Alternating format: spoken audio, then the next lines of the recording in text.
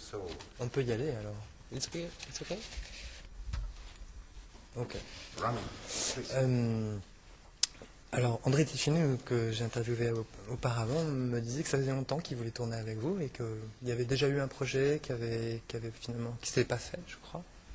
Et pour le coup, il vous offre un rôle absolument magnifique dans ce dernier film. Quelle a été votre réaction, tout simplement, à la lecture du film ou après la première rencontre avec lui, peut-être, je ne sais pas comment les choses se sont passées. Eh bien, ça s'est passé comme vous le dites, c'est-à-dire que André m'a longtemps dit un jour on travaillera ensemble.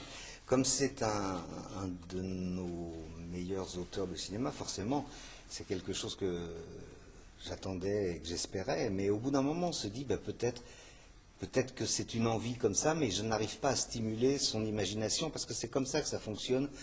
Pour avoir écrit quelques films, je sais bien que de temps en temps, une fois le projet écrit, ou une fois l'idée vraiment avancée, il y a un type d'acteur ou un physique d'acteur qui se dégage, et je me suis dit, j'ai jamais dû stimuler son imagination. Une fois, effectivement, il y avait un projet qui semblait avancer, puis le projet ne s'est pas fait. C'est pas qu'il ait pris quelqu'un d'autre, c'est qu'il ne s'est pas fait.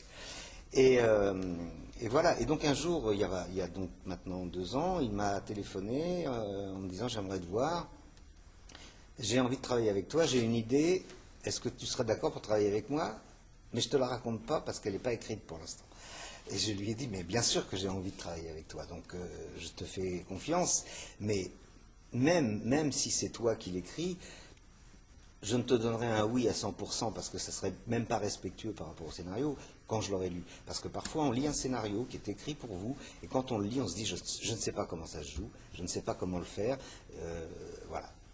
Et donc, quand j'ai reçu ensuite le scénario, il a attendu d'avoir une deuxième version, parce que la première version, il n'en était pas tout à fait content.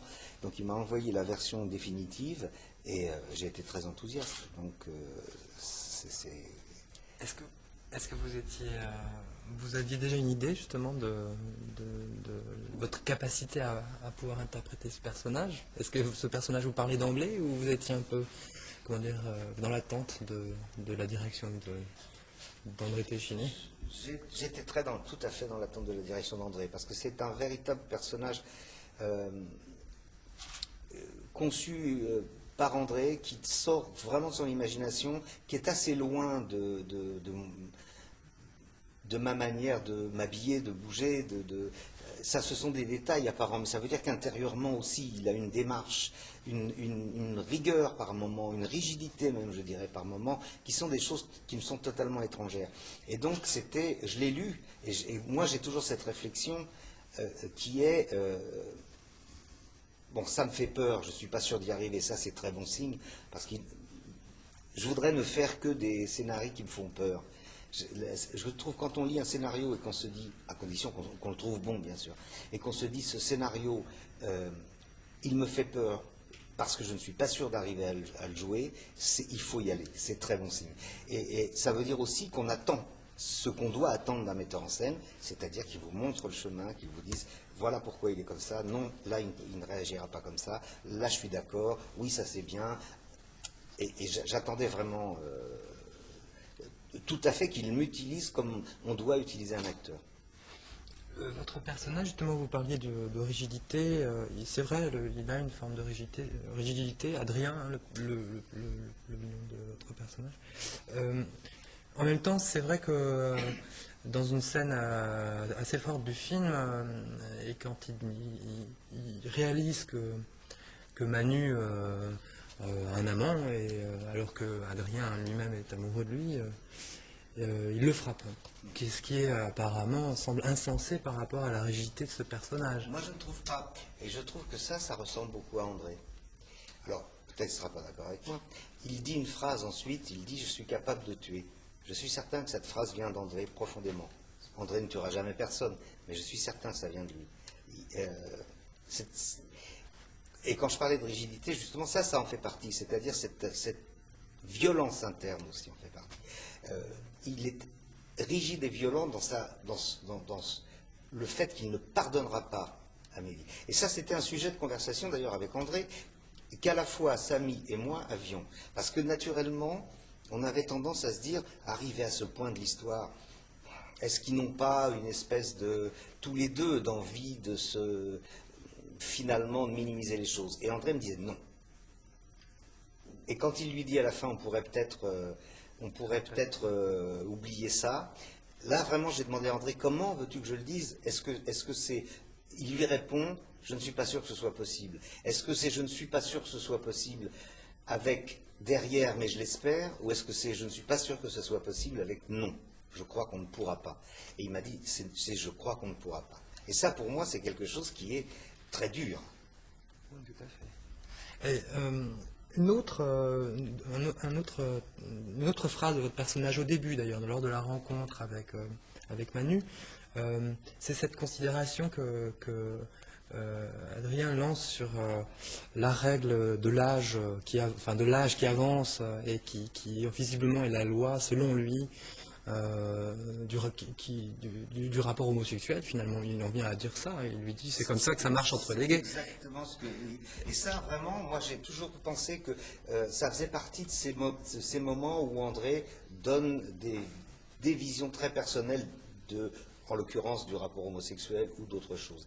Et parce que c'était, d'ailleurs la phrase était beaucoup plus longue que ça, mais ça prenait, il a trouvé son souci au montage de ne jamais faire un film lent, alors que c'est un sujet qui pourrait être pesant, mais de faire un film extrêmement rapide et sur la violence, a fait qu'il a, à peu près dans toutes les scènes qui étaient un peu trop longues, il a coupé dedans. Mais il y avait un développement vraiment précis de ça. C'est-à-dire qu'on sentait que l'auteur avait envie de le dire. Moi, en lisant le scénario, quand j'arrivais à cette phrase, je me disais, là il y a un message de l'auteur. Et c'est vrai, ce qu'il dit, c'est ce que vous racontez, c'est chez nous, il n'y a pas de racisme, il n'y a pas de barrière d'âge, il n'y a pas de barrière de race, de religion, mais le seul tabou qui reste, c'est l'âge. Et voilà, ça c'est vraiment une pensée, et ça se termine par décidément, on a encore beaucoup de progrès à faire. Donc ça c'est vraiment un message d'André sur le rapport homosexuel, sur les rapports entre homosexuels. Votre personnage est aussi a une fonction, il est médecin. C'est vraiment, comment dire, d'ailleurs André Téchiné le dit, c'est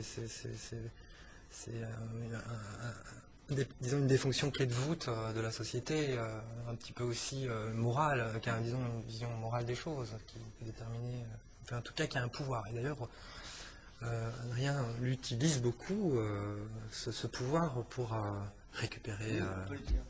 Comment vous l'avez bien interprété aussi? Enfin, vous l'avez vécu comme ça au travers de votre personnage? J'ai senti qu'il y avait quelque chose, effectivement, quand Mehdi lui dit tu es content, tu l'as récupéré, c'est pas une critique totalement infondée.